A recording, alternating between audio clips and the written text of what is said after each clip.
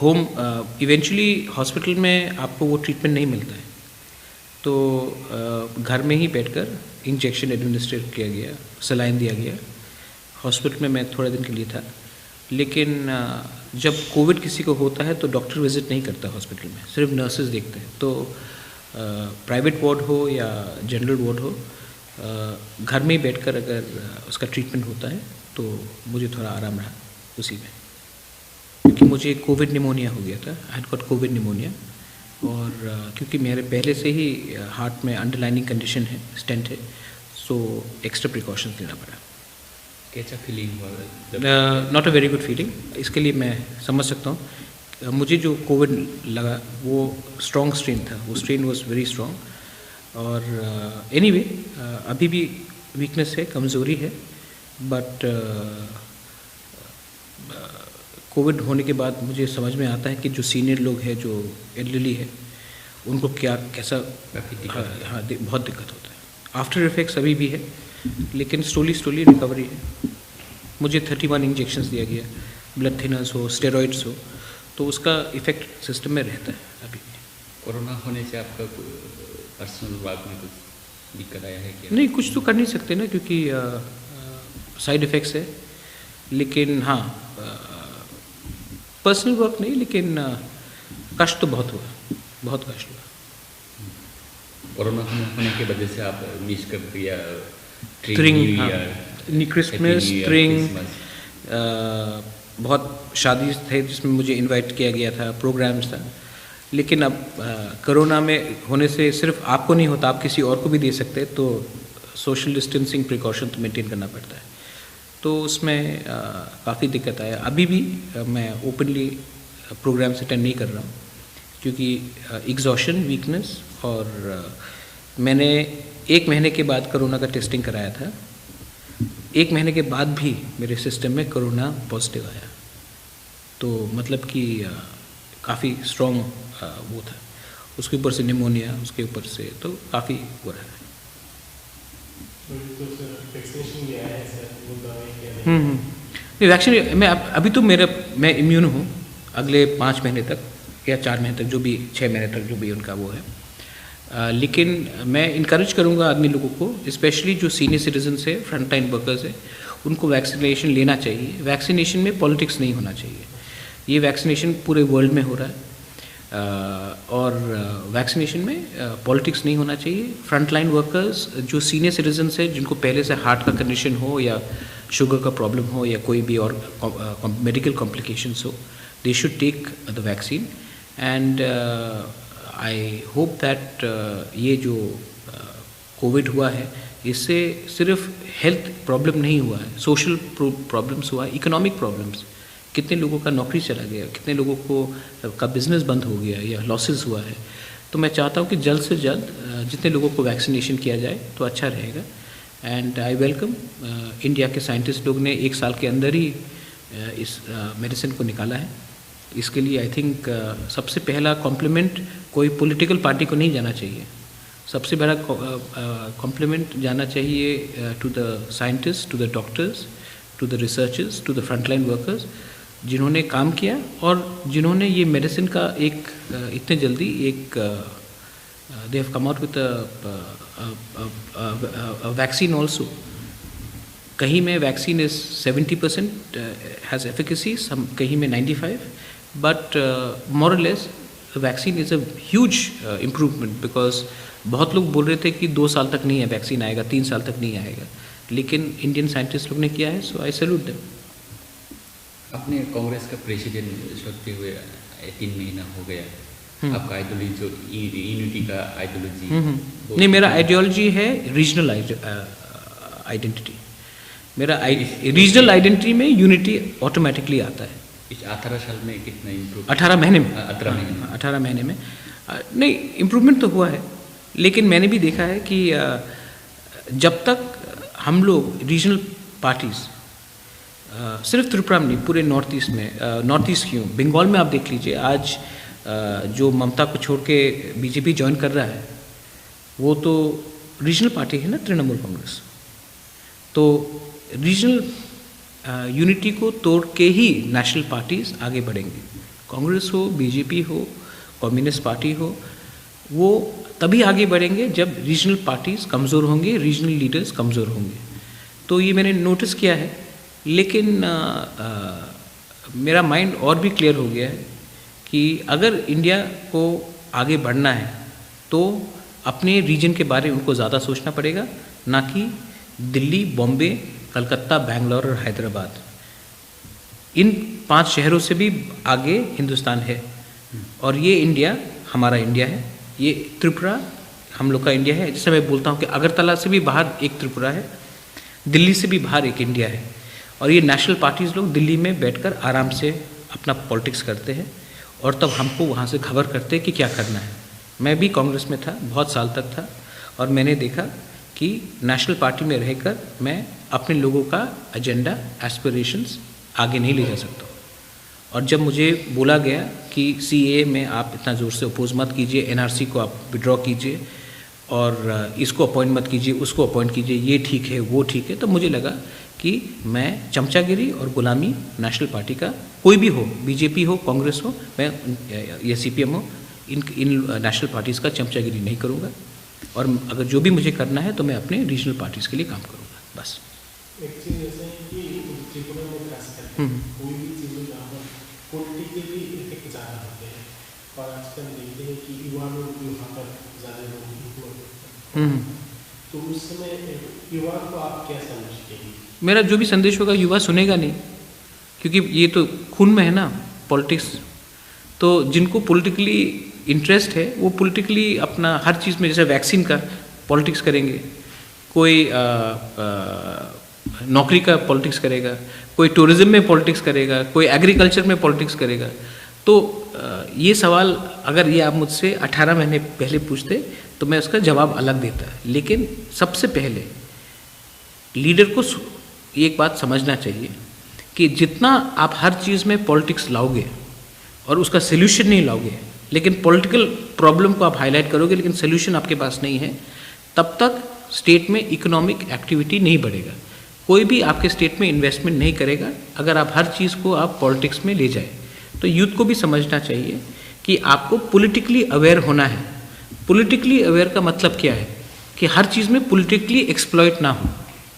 Exploitation सरकार भी करती है, एक्सप्लॉइटेशन ऑपोजिशन भी करती है। दोनों से आपको समझना है कि किस में किसका क्या बेनिफिट है और स्टेट का क्या इकोनॉमिक और जनरल बेनिफिट है। तो मेरा संदेश यही है कि आप ब्लैक एंड वाइट सब चीज़ को मत समझिए। सब लोग का एक इंटरेस्ट रहता है और वो इंटरेस्ट लेकर ही वो यूथ को एक्सप्लॉइट करते हैं। अगर इनको यूथ को आगे बढ़ना है तो यूथ को आप लोग अपने पॉलिटिकल पार्टी में जगह क्यों नहीं देते? आज आप मुझे बताओ कितने 25-30 ईयर लीडर्स होंगे जो MLA है असेंबली में? आप मुझे बताओ कितने यंग लीडर्स हैं जिनको अगले इलेक्शन में टिकट दिया जाएगा? नहीं। यूथ को हमेशा पॉलिटिकल पार्टीज बोलेंगे संघर्ष करो, लेकिन पोजीशन कभी नहीं मिलेगा। बोलेगा तुम्हारा टाइम आएगा, तुम्हारा टाइम आएगा। आज नेशनल पार्टीज में भी आप देख लीजिए, राहुल गांधी को यूथ लीडर बोलता है, वो 51 का हो गया। सो यूथ को समझना चाहिए कि कोई भी CPM पार्टी को देख लीजिए, BJP को देख लीजिए, तो आप देखिए हमारे रीजनल पार्टीज को आप देख लीजिए पूरे नॉर्थ ईस्ट में यूथ को कहाँ जगह मिलता है। जब वो 50 का होता तब बोलता हाँ अब आप यूथ लीडर हो। तो यूथ को मैं यही बोल रहा हूँ कि पॉलिटिक्स के बाहर भी बहुत एवेन्यूज़ है, एंटरप्रेन्योरशिप है, बिजनेस है, आप उसमें भी थोड़ा कंसंट्रेशन कीजिए। नॉर्थ ईस्ट में देखा जाए तो बहुत सारे ऐसे रीजनल पार्टी है जो सरकार बनाते हैं, वहाँ पर गवर्नमेंट में चला, लेकिन उनकी ऐसी संभावना है जहाँ पर रीजनल पार्टी मिलकर बना सके। क्यों नहीं बना सकते? बना सकते हैं। 1978 में तो बना ही था। 1988 में TUGS नहीं होता तो कांग्रेस गवर्नमेंट नहीं बना सकता। ये जो 2018 में इलेक्शन हुआ है, BJP और IPFT ने ST एरिया में 18 सीट्स जीता। लेकिन मैं आपको क्लियरली बोल दूं कि अगर IPFT के संग अलायंस नहीं होता BJP का तो वो ST एरियाज में 2 सीट से भी ज़्यादा नहीं जीतते। तो ST के और रीजनल पार्टीज़ के स्ट्रेंथ में ही आप जीत रहे हैं इलेक्शंस, लेकिन आपने उनको इतना स्पेस नहीं दिया है। अगर लीडरशिप स्ट्रांग हुआ तो 100% नेक्स्ट गवर्नमेंट में रीजनल पार्टी का एक इतना बड़ा रोल होगा कि उसके बिना सरकार नहीं बनेगी। कहीं ना कहीं आजकल जो सबसे बहुत जरिया है सोशल मीडिया, उसके ऊपर युवा लोग ज़्यादा प्रभावित होते हैं। कोई भी चीज़ युवा लोग प्रभावित होते हैं क्योंकि सीनियर लोग इस्तेमाल नहीं करना जानते ना।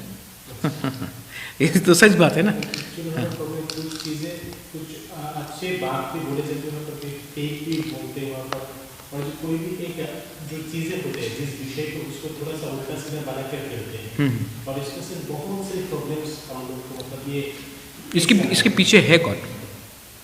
इसके पीछे संगठन है, IT सेल डिपार्टमेंट्स है। फेक न्यूज़ करने वाला आप नहीं है ना। फेक न्यूज़ करने वाला कोई फेक न्यूज़ शेयर करते हैं सब लोग, लेकिन फेक न्यूज़ ओरिजिनेट कहाँ से होता है वो उसको आप पहले पकड़िए। फेक न्यूज़ होता है एक IT सेल के डिपार्टमेंट के पीछे या कोई सोशल मीडिया टीम के मोटिवेटेड लोग इसको स्प्रेड करते हैं, क्योंकि जब फेक न्यूज़ जाएगा तो आप उसका पॉलिटिकल एक्सप्लॉयटेशन करेंगे। तो इसमें आप जनरल पब्लिक को सिर्फ ब्लेम कर सकते कि क्यों उन्होंने शेयर किया। आप उनको ये नहीं बोल सकते कि उन्होंने ही मैन्युफैक्चर किया। मैन्युफैक्चर फेक न्यूज़ करने वाले 3 या 4 ऑर्गेनाइजेशंस ही हैं। तो अभी जैसे इलेक्शन भी है कि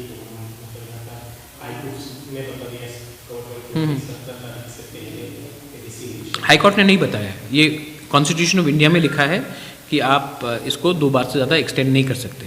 हाई कोर्ट ने सिर्फ कॉन्स्टिट्यूशन का ही बात को रिप्लाई दिया है। तो ये सब बात करने के लिए कि हाई कोर्ट ने ऑर्डर दिया इसके लिए इलेक्शन हो रहा है, ये फर्स्ट ऑफ ऑल ये रियल नहीं है। कॉन्स्टिट्यूशन बताता है कि आप इससे ज़्यादा नहीं कर सकते, कॉन्स्टिट्यूशन ऑफ इंडिया 6 शेड्यूल। सो ये बात क्लियर है। ADC इलेक्शन होगा, वेरी गुड, होना चाहिए, लेकिन क्योंकि कोरोना था नहीं हुआ, वो भी सही रीज़न था।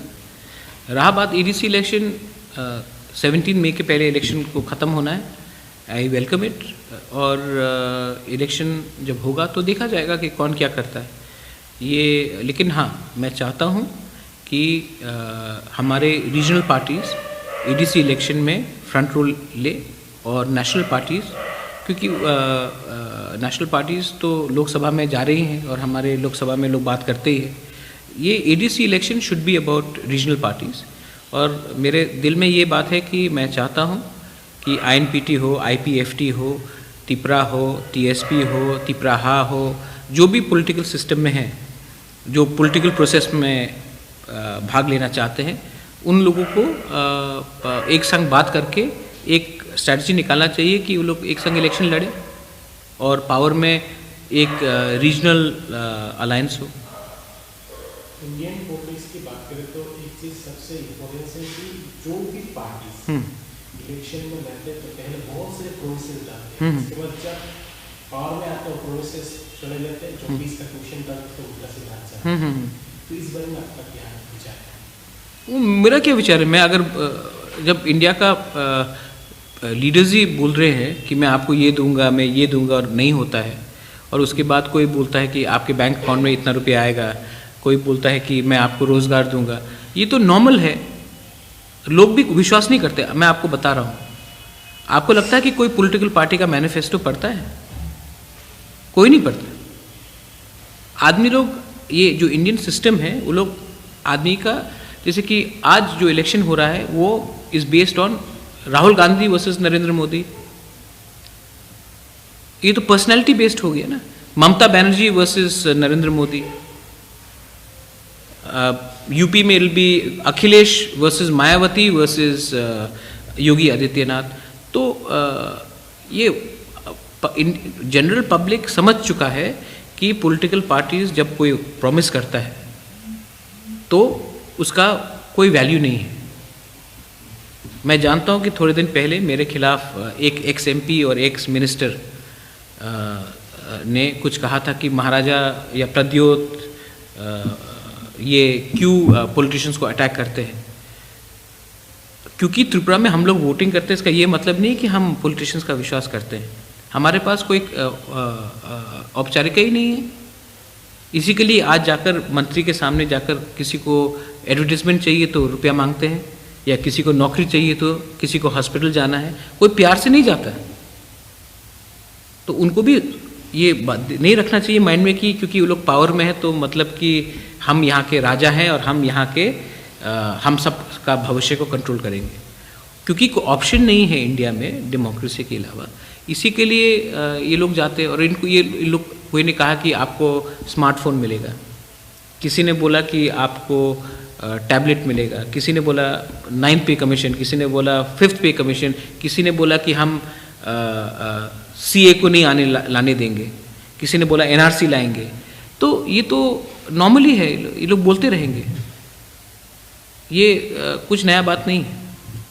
आप तो पहले भी बोल चुका है एडीसी इलेक्शन में एक साथ रीजनल पार्टी लड़ाई करना चाहिए। हाँ। तो इस विषय में अब तक नहीं, मैं सबसे बात कर रहा हूँ, मैं IPFT की लीडरशिप से भी मैंने बात किया है, मेवार हो, NC देबबर्मा हो, मैंने INPT की लीडरशिप से भी बात किया है, विजय रामफल हो, जगदीश देबबर्मा हो, रविंद्र हो, अनिमेश हो, मैंने त्रिपुरा स्टेट पार्टी से चित्तू बाबू से बहुत बात किया है, मैंने बुद्ध देबबर्मा से भी जो तिपराहा के उनसे भी बात किया है। तो मैंने सबसे बात किया है, लेकिन ये डिसीजन इवेंचुअली उन्हीं को लेना पड़ेगा। लेकिन मेरे दिल में मैं चाहता हूँ कि एक ऐसा प्लेटफॉर्म आए जो ADC में हम लोग खुद लड़े, और अगर हम कांग्रेस के संग अलायंस कर सकते हैं या हम BJP के संग अलायंस कर सकते हैं, तो हम लोग एक दूसरे के संग बात क्यों नहीं कर सकते अलायंस के लिए। और मेरा दिल में ये है कि एक दिन ऐसा टाइम आए कि 5-6 छोटा छोटा पार्टी नहीं होकर सब एक ही होकर, एक ही प्लेटफॉर्म में एक ही होकर हम लोग लड़े। और हमारा यूनिटी क्या होगा, एक इशू होना चाहिए। मैंने पहले भी कहा है, मैं आज फिर से कह रहा हूँ, I am not against, I am in fact for the idea of Tipra land, but greater Tipra land, जहाँ में उज्जैनता पैलेस हो, अभय नगर हो, नंदनगर हो, नीर महल का जगह हो, पार्ट्स ऑफ नॉर्थ त्रिपुरा हो। और हम चाहते हैं कि एक ऐसा तिपरा लैंड हो जहाँ में सब लोग का एक ग्रेटर तिपरा लैंड हो हम लोग का, तो उसी इशू में हम लोग एक हो सकते हैं। क्या रेस्पॉन्स मिला IPFT के साथ, INPT के साथ बात करने में? नहीं, INPT के संग बहुत अच्छा रिस्पॉन्स रहा, IPFT के संग भी बहुत अच्छा रिस्पॉन्स रहा। मैंने INPT के संग CA में हम लोग एक संग थे, हम लोग जब मंत्रीलाल काइपिंग को मारा गया तब भी एक संग थे। तो I have been with them for a long time.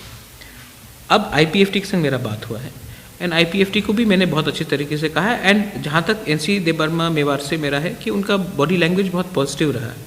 अब उनको जवाब देना है मुझे कि वो लोग क्या चाहते हैं। मैं रेडी हूँ, अगर INPT मुझे चाहता है, IPFT मुझे चाहता है, मैं दोनों तरीके से रेडी हूँ।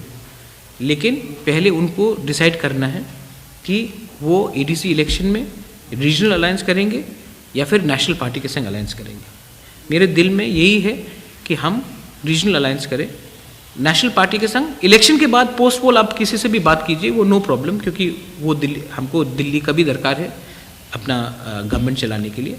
लेकिन इलेक्शन से पहले अगर हमने ADC एरिया में ज़्यादा सीट्स ऑफर किया नेशनल पार्टी को, तो नुकसान तिपरासा का ही होगा, नुकसान हम लोग इंडिजिनस लोगों का ही होगा, क्योंकि नेशनल पार्टी CA में कुछ नहीं बोल सकती, नेशनल पार्टी NRC में कुछ नहीं बोल सकती। मैं तो था ना नेशनल पार्टी में, मैं जानता हूँ नेशनल पार्टी हमारे लोकल इश्यूज़ में दिल्ली में जाकर कुछ नहीं कर सकता, वो हम लोग ही कर सकते हैं। हम लोग का कस्टमरी लॉ, नेशनल पार्टी अगर कल बोलेगा कि हमारा कस्टमरी लॉ कहीं और से डिक्टेट होगा, वो नहीं चलेगा। कल कोई ऑर्डर आएगा दिल्ली से या कहीं और से कि नेशनल पार्टी डिसाइड करेगा कि इसका ये कस्टमरी लॉ होगा या त्रिंग नहीं होगा या हौजागिरी में ये होगा, ये तो ये सब नहीं चलेगा। इसके लिए ADC में हम लोग को रीजनल पार्टी को ही कंट्रोल करना चाहिए, और कंट्रोल करने के लिए हम अलायंस नेशनल पार्टी को इतना सीट्स नहीं दे सकते। जो वो बात मानेगा उसी के संग मेरा सपोर्ट रहेगा। त्रिपुरा के साथ पाताल गंगा और INPT के तीन संगठन सोशियो इकोनॉमिक विषय में अलायंस भी हुआ है। अभी पाताल गंगा उनका जो TPF पॉलिटिकली वो क्या फाइट करना चाहते हैं आप? नहीं, वो तो आप पाताल कन्या से पूछिए, लेकिन आज तक Tripura is not a political organisation. Patal Kanya का भी ये सोशो पॉलिटिकल ऑर्गेनाइजेशन है, it's not a political organisation. और पाताल कन्या ने मुझे हमेशा कहा है कि वोट बॉयकॉट वो करना चाहती है क्योंकि उनका केस सुप्रीम कोर्ट में है। तो अगर पतल कन्या को मतलब पतल कन्या का वो आइडियोलॉजी पहले से रहा है, लेकिन जो हम लोग का एग्रीमेंट है कि सोशल, पॉलिटिकल और कल्चरल इश्यूज़ में, जैसे कि एनआरसी है, पतल कन्या को भी एनआरसी चाहिए, हमें भी एनआरसी चाहिए, आईएनपीटी को भी चाहिए, आईपीएफटी को भी चाहिए, सीए हम लोग सब अपोज कर रहे हैं। तो ये एक सोशल, पॉलिटिकल, कल्चरल इशू हुआ, तो उसमें हम लोग एक ही संग एक ही आवाज़ उठाएंगे, ये हम लोग का अंडरस्टैंडिंग है। इलेक्शन को लेकर क्योंकि ना टीपीएफ पॉलिटिकल पार्टी है ना तिपरा पॉलिटिकल पार्टी है, तो इलेक्शन को लेकर हमारा कोई अंडरस्टैंडिंग नहीं हुआ था। और जब तक पतल कन्या जैसे उसका वोट बॉयकॉट है, उसका सेंटिमेंट मैं समझता हूँ, मैं अप्रिशिएट भी करता हूँ, तो वो उनका सेंटिमेंट है, वो सवाल आप उनसे पूछिए कि वो आना चाहती है कि नहीं। पहले आप विश्वजीत मर्डर केस में जस्टिस के लिए 1 हफ्ते के गवर्नमेंट को समय दिया था, अभी क्या जस्टिस मिल गया? नहीं मिला। और तो आपको आपका नहीं, अब तो इसके क्या रहेगा इस विषय? मेरा स्टैंड क्या रहेगा, मैं समझ गया कि गवर्नमेंट नहीं हेल्प करेगा। माधवबारी में 6 लोगों को गोली मारा था, आई थिंक आपके ऑर्गेनाइजेशन में भी मीडिया लोगों को पीटा गया था। तो जो 6 लोगों को गोली मारा गया था माधवबारी में, उनको गवर्नमेंट ने कॉम्पनसेशन दिया? नहीं दिया ना। लेकिन जो कंचन जो पानी सागर में वायलेंस हुआ, जिसको मारा, उसको तो गवर्नमेंट ने कॉम्पनसेशन दिया। तो मैं एक सवाल पूछना मेरा माइंड में ऑटोमेटिकली आता है कि गवर्नमेंट एक प्रोटेस्टर को कॉम्पनसेशन देता है, एक प्रोटेस्टर को कॉम्पनसेशन नहीं देता है, क्यों? जब विश्वजीत को मारा गया, मैंने 1 हफ्ते का डेडलाइन दिया था, एक अरेस्ट हुआ है उसके बाद। मुख्यमंत्री ने मुझे खुद फ़ोन करके वो किया, उसको कॉम्पनसेशन भी मिला। लेकिन मैं समझ गया हूँ कि इसके लिए तो मैं बोल रहा हूँ कि हमको लगता है कि हम लोग को तिपरालैंड में एक होना पड़ेगा, क्योंकि ये स्टेट में जस्टिस तो मिलता नहीं है। तो इसके लिए आई थिंक हम लोग का अब सोल्यूशन एक ही है कि हम लोग को अपना फ्यूचर खुद अलग से बनाना पड़ेगा। कब तक हम लोग एक्सपेक्ट करेंगे कि किसी का मतलब कि इक्वल फेयर जस्टिस हो? अगर मैं कुछ गलत बात बोल रहा हूँ तो आप लोग भी जब कैमरा बंद होगा तो आप आके हमको बोलेंगे महाराज जो आपने बोला ठीक बोला। तो इसके लिए आज मैं खुद ही बोल रहा हूँ कि the only solution is greater Tipraland. Tipraland और ग्रेटर तिपरालैंड के बीच में क्या? तिपरालैंड है खुमुलुंग में बंद हो जाता है, ग्रेटर तिपरालैंड है जो तिपरासा लोग है, जो खुमुलुंग का बाहर भी है, जहाँ में हम लोग का तिपरासा विलेजेस है, उसको भी इंक्लूड करता है। ग्रेटर तिपरालैंड, ये अभय नगर का भी ग्रेटर तिपरालैंड है, ये नंदनगर का भी तिपरालैंड है, उजंता पैलेस भी तिपरालैंड में आएगा। और जो तिपरालैंड जो ओरिजिनल डिमांड है, उससे बाहर में जो विलेजेस है जहाँ में तिपरासा है मेजॉरिटी, उसको भी तिपरालैंड में लाकर हम लोग तिपरालैंड करेंगे। ये मेरा ग्रेटर तिपरालैंड है। और एक ऐसा टाइम आएगा जब ये तिपरालैंड आसाम तक भी पहुँचेगा। जो हम लोग का वहाँ में रंगहॉल्स है, वहाँ में हम लोग का काइपिंग्स है, कॉलोइज है, अलग अलग छोटा कम्युनिटी है, उनको भी हम लोग तिपरालैंड में लाएंगे। तो इस विषय में नेक्स्ट मूव क्या होगा विश्वजीत मर्डर के? आज मैंने बोला था कि आप विश्वजीत को जस्टिस दीजिए, नहीं मिला। मैंने सिर्फ विश्वजीत नहीं, मैंने बहुत इश्यूज डिमांड किया था। तो अब मैं भी समझ गया हूँ कि डिमांड करने से कुछ नहीं होगा। अब अगर हम लोग को फ्यूचर करना है, बचना है, तो तिपरालैंड करो। आप एक फायरमैन को जस्टिस नहीं दे सकते, मतलब कि ये स्टेट ही हम लोग का इंटरेस्ट में नहीं है। यही चीज़ आईपीएफटी भी बोल रहे हैं। क्यों एक आदमी, क्यों हम लोग अलग स्टेट डिमांड कर रहे हैं, या अलग यूनियन टेरिटरी, या अलग कुछ एडमिनिस्ट्रेशन? क्यों? क्योंकि हमको इस एडमिनिस्ट्रेशन, इससे पहले सीपीएम का एडमिनिस्ट्रेशन, इससे पहले कांग्रेस का एडमिनिस्ट्रेशन, इसमें कोई विश्वास नहीं रहा। कंचनपुर जो ब्रू रियांग सेटलमेंट के बारे में अभी तक गवर्नमेंट का तरफ से आपको कुछ बात हुआ? क्योंकि अभी तक एक्शन नहीं लिया गवर्नमेंट। क्या करूं? क्या करूं?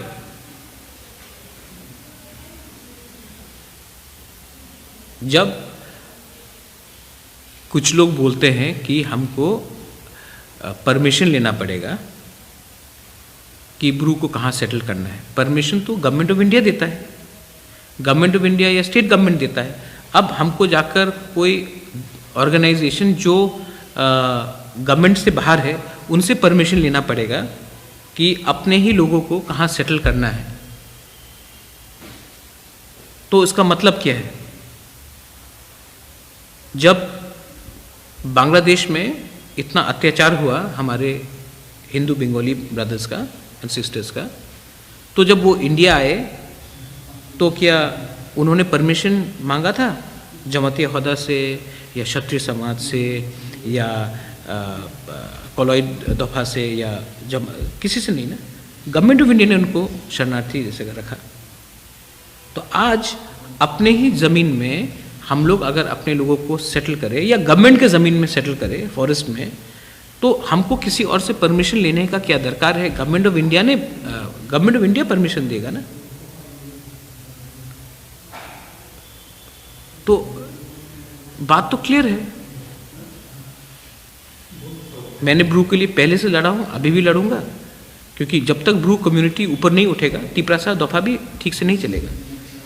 और हम लोगों को देवबर्मा, जमतिया, कोलॉय, रांगखोल, दारलोंग, रूपिनी, रियांग सोच के नहीं, हम लोग को तिपरासा बन के आगे बढ़ना पड़ेगा, वरना ये डिवाइड एंड रूल में कोई और आगे निकल जाएगा।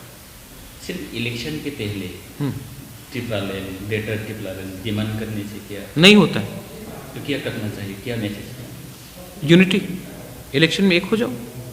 I am ready. मैं आज भी बोल रहा हूँ, अगर IPFT बोलता है कि हम ADC में एक संग लड़ेंगे, मैं रेडी हूँ। INPT से भी, अगर INPT को भी मैं ला सकता हूँ एक संग, मैं रेडी हूँ एक होने के लिए, मैं रेडी हूँ, अभी भी रेडी हूँ। लेकिन ये उनको रिप्लाई मुझे जल्दी से जल्दी देना पड़ेगा। It's a very clear case कि अगर आप चाहते हैं कि प्रद्योत आपके संग रहे तो आप मुझे बता दो, क्योंकि मेरा एक ही क्लियर डिमांड है कि ADC में हम लोग को एक होना चाहिए और नेशनल पार्टीज को इतना जगह नहीं देना चाहिए।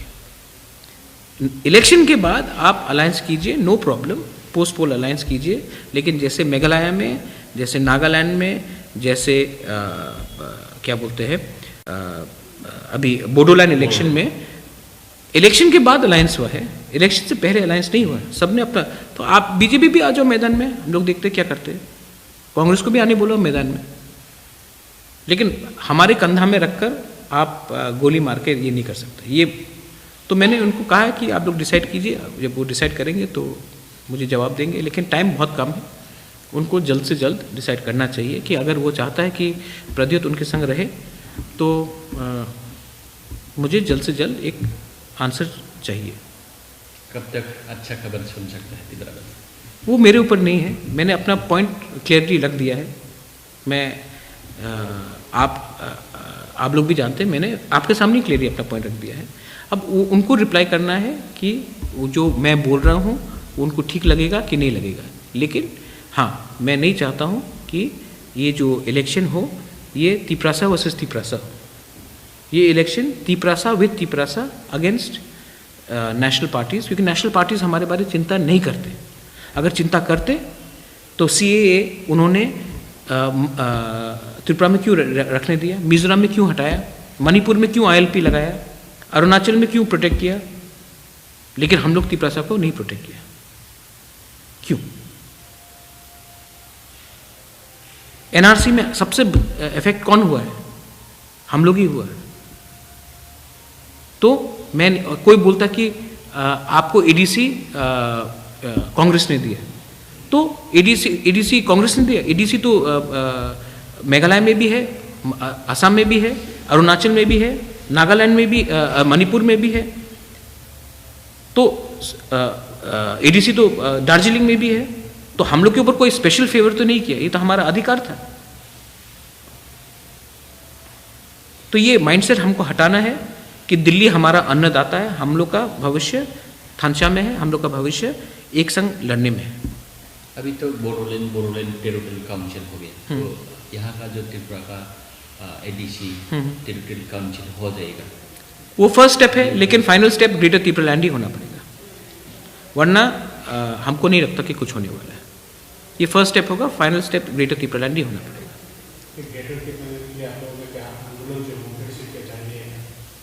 नहीं, गवर्नमेंट ऑफ इंडिया को देना है ना। आप आंदोलन दो रकम का होता है ना, एक होता है मेरिट में, हमारा केस मेरिट में है। आप पूरा एंटीसीडेंट्स देख लीजिए, एक जगह में डिप्राइव है, एक जगह में नॉन डिप्राइव्ड है, तो आप दे दीजिए, अभी यूनियन टेरिटरी दे दीजिए, no problem with legislative assembly.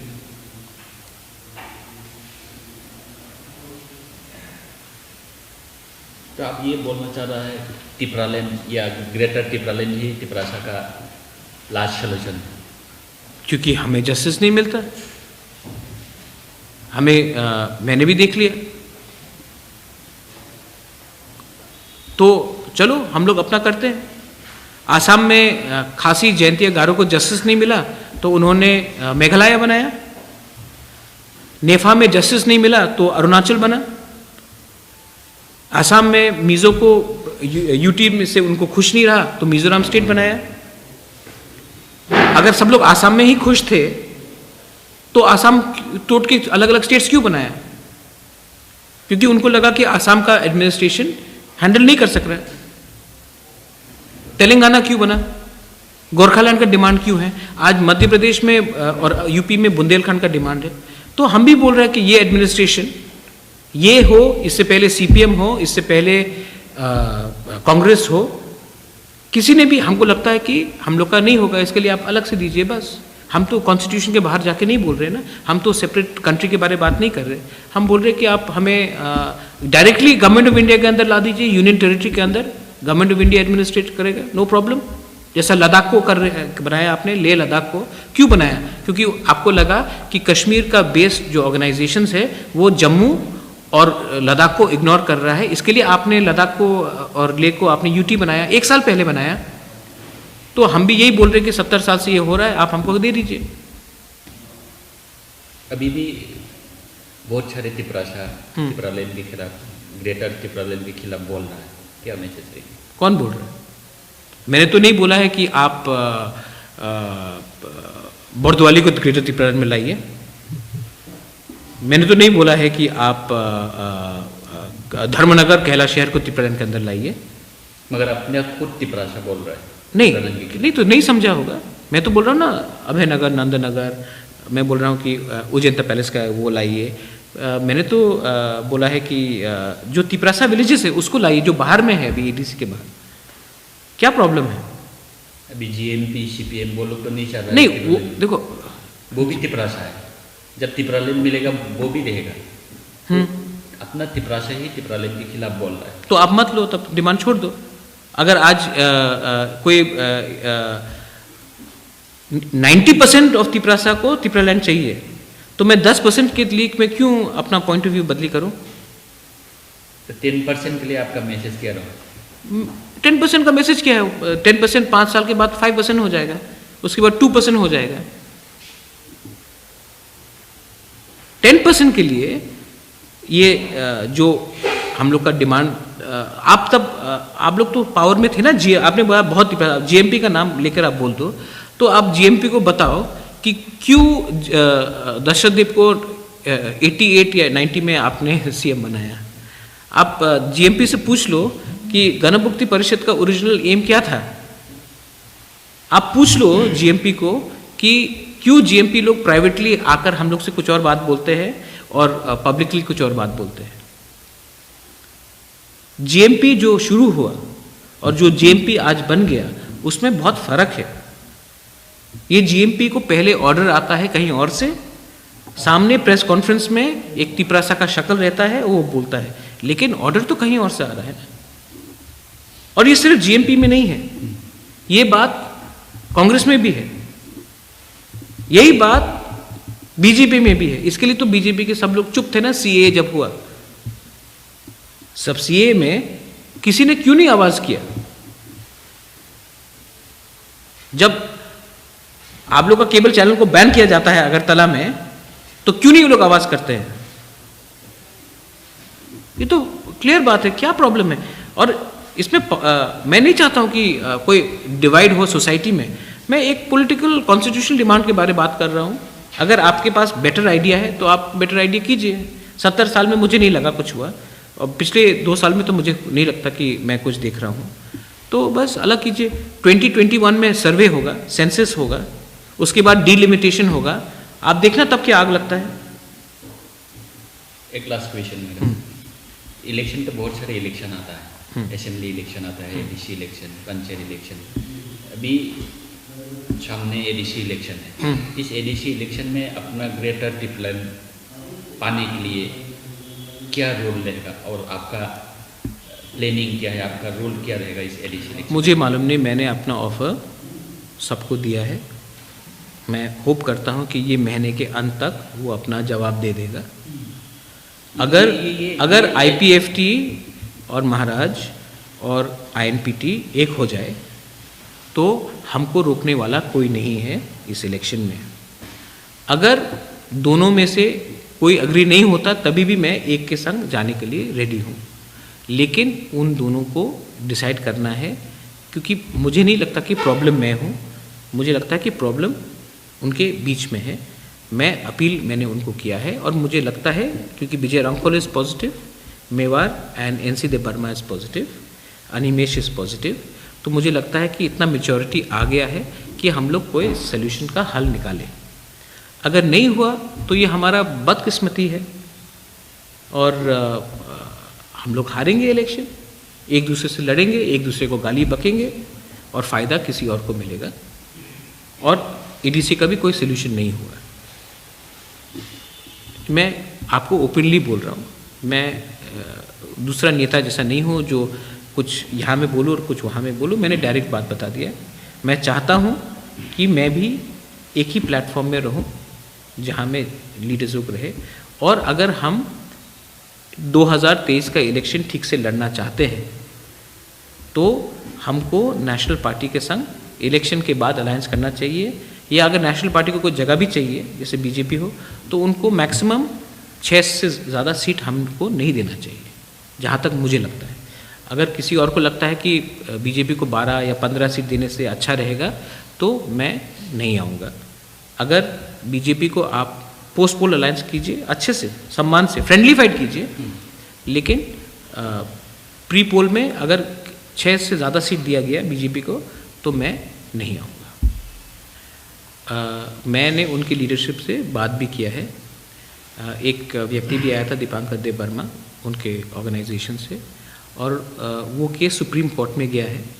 मैंने कहा है कि सुप्रीम कोर्ट में जो भी आपका खर्चा होगा आप मुझे बताइए, मैं आपके खर्चे को मैं अपने तरीके से अपनी तरफ से कंट्रीब्यूट भी करूँगा, लेकिन इसको अब हमको लीगली फाइट करना पड़ेगा, क्योंकि पॉलिटिकली फाइट करने से मुझे नहीं लगता कि स्टेट गवर्नमेंट ये बात सुनने वाला है या सेंट्रल गवर्नमेंट।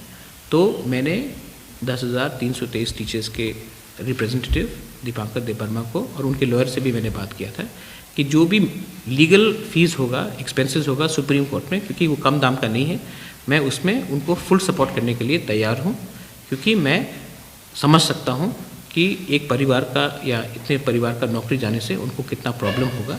ये हमको लीगली फाइट करना चाहिए, और Tipra Motha legally full backing with fees देने के लिए तैयार है। मैंने उनको ये ऑफर दे दिया है।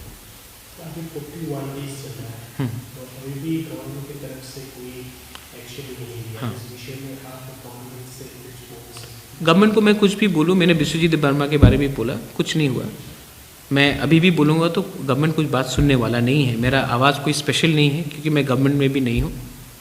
तो मुझे लगता है कि सबसे अच्छा बात है कि हम लीगली ये मामले को सुप्रीम कोर्ट में ले जाए, बेस्ट लॉयर को हायर करें और बेस्ट लॉयर से एक ऑर्डर निकाल के लाए कि 10,323 टीचर्स का जो नौकरी को वापस लेके आना चाहिए। आंदोलन से अभी मुझे नहीं लगता कि कुछ होगा। ये बात को हमको जल्द से जल्द हिंदुस्तान का बेस्ट लॉयर्स को लेकर सुप्रीम कोर्ट जाना चाहिए और एक ऑर्डर लेके आना चाहिए उनके पक्ष में। लास्ट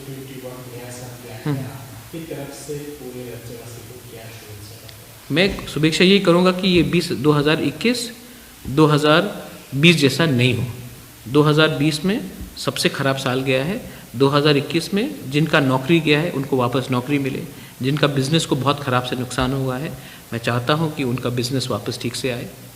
और मैं चाहता हूँ कि 2021 में हम तिपरासा, बंगाली, हिंदू, मुस्लिम, क्रिश्चियन एक दूसरे से ना झगड़ा करें और आइडेंटिफाई करें कि हमारा असल में प्रॉब्लम हमारा खुद का ही पॉलिटिकल सिस्टम है जो हमें डिवाइड करना चाहता है।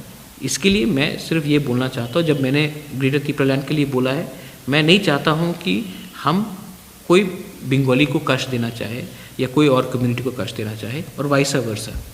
तो मैं सिर्फ ये बोलना चाहता हूँ कि हिंदुस्तान में हम लोग एक अच्छे तरीके से रह सकते हैं और अपना भी भविष्य खुद बना सकते हैं। इसी के लिए मैं ये बोलना चाहता हूँ कि आप यह साल 2021 कि अपने इकोनॉमी और अपने परिवार में ज़्यादा ध्यान दीजिए।